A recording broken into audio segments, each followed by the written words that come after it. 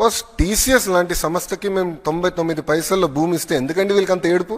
కోర్టులో కేసేస్తారు. ఒక సంస్థని ముందలు పెట్టి కోర్టులో కేసేసి సీజే గారు బెంచ్ మీద వచ్చేటట్టు చూసుకుంటే చేసి స్టే ఇవ్వమని కోరుతారు.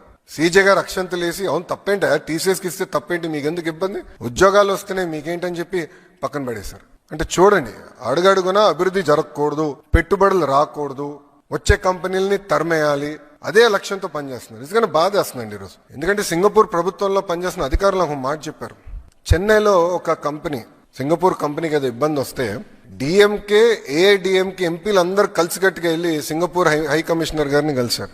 సింగపూర్ అంటే భారతదేశంలో సింగపూర్ అధికారులను కలిసి ఇది ఉంది, ఈ సమస్య ఉందని చెప్పారంట. ఆయన ఆశ్చర్యపోయారు, అరే మీరు ఇద్దరు ఎప్పుడు కొట్టుకుంటారు కదా, ఇప్పుడు ఇద్దరు కలిసికట్టుగా వచ్చి ఏంటి మమ్మల్ని కలిసారంటే వాళ్ళు ఒక మాట చెప్పారండి. సార్ చెన్నై వరకు మేము కొట్టుకుంటాం సార్, చెన్నై దాటి వచ్చిన తర్వాత మేము తమిళనాడు సార్, తమిళనాడు మేము రాష్ట్రం కోసం మేము కలిసికట్టుగా పనిచేస్తాం, మాకు ఎలాంటి విభేదాలు లేవు, ఈ సమస్య మీరు పరిష్కరించండి అని చెప్పారు. కానీ ఈరోజు చూడండి, ప్రభుత్వం ఇంత కష్టపడుతుంటే, పెట్టుబడులు తీసుకొచ్చడానికి అహర్నిశలు ప్రయత్నిస్తుంటే వీళ్ళు ఈమెయిల్స్ రాయించి ఏకంగా కోర్టుకి వెళ్తే ఇంకా ఎక్కడ పోతాండి.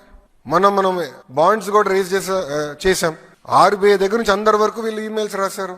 అంటే రాష్ట్రం ముందరికి వెళ్ళకూడదు, ఎట్టి వరుస ఆపేయాలి, వాళ్ళు చేయరు, చేసే వాళ్ళని చేయనీయకుండా ప్రయత్నిస్తున్నారు. ఇది ప్రజలందరూ గమనించాలి. ఎందుకంటే దీనివల్ల తీవ్రంగా నష్టపోయేది ఎవరండి? ఆంధ్ర రాష్ట్రం. ఎవరు బ్రాండ్ పోతుంది? ఆంధ్ర రాష్ట్రం బ్రాండ్ పోతుందండి. చాలా బాధేస్తున్నా ఈమెయిల్స్ అని చదువుతుంటే. ఒక్కసారి కానీ బ్రాండ్ పోతే ఎందుకు వస్తాడు పెట్టుబడులు పెట్టేదాకా రాష్ట్రానికి? ఎవరన్నా ఒక ప్రాజెక్ట్ వెనక్కి వెళ్తే రేపు ఎవడొస్తాడండి? నమ్మకంతో ఎందుకు ముందరికి వస్తాడు? ఈరోజు బాబు గారి పేరు చెప్పుకుని మేము తలుపులు తెరుస్తున్నాం. ఆయన ముఖ్యమంత్రిగా ఉన్నారు కనుక అందరు తిరిగి మళ్ళీ వస్తున్నారు ఆంధ్ర రాష్ట్రానికి. ఇతర దేశం మంత్రులు వస్తున్నారు ఆంధ్ర రాష్ట్రానికి చర్చించడానికి.